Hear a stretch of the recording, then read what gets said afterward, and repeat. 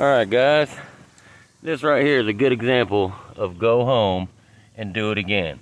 Before I even strip this roof off, this little section right here, homeowner said his wall was leaking. 9 times out of 10, if your wall's leaking, something's wrong up here.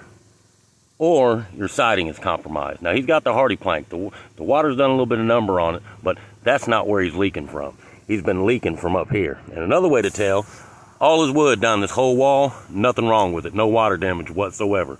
So the flashing is working like it's supposed to.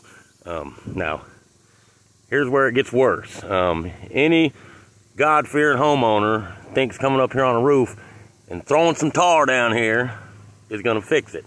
That is wrong. In all actuality, guys, it really makes it worse because you're not allowing your flashing to channel the water. You're not allowing your flashing to do its job. Therefore, water gets jammed up.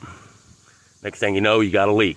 Do not put a big blob of tar down your wall right here. Chances are your problem is just right up here where somebody didn't flash it right. Obviously, they should have got 2 or 3 more pieces of flashing and then went up over the ridge with it. They stopped right here and then just tried to put a bead of tar on it, which ultimately failed, which allowed water to get in behind his flashing.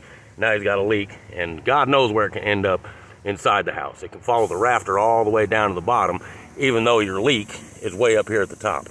But this is where he's compromised. I knew this is where it's compromised the second I tore it off. Like I said, guys, when it comes to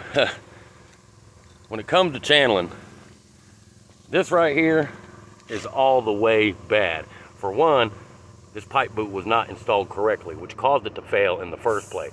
The flange on this pipe boot should be hanging out. Cracks me up seeing guys cut a perfect circle around this pipe boot and then lay the shingle right on top of the flange, on the pan that needs to be exposed.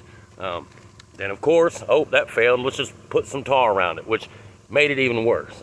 Every one of these pipe boots on this roof are the same way. Every single one of them are just leaking terribly.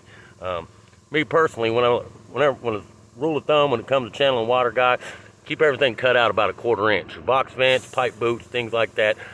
And don't bead the shit out of it with tar. If you're not allowing it to channel, it's not going to function properly. But yeah, flashing, channeling, guys, you know what I mean? You want that water to channel. Stuffing tar up in it just going to make it worse. Call a professional. You know, there's a reason people call me to work on their houses.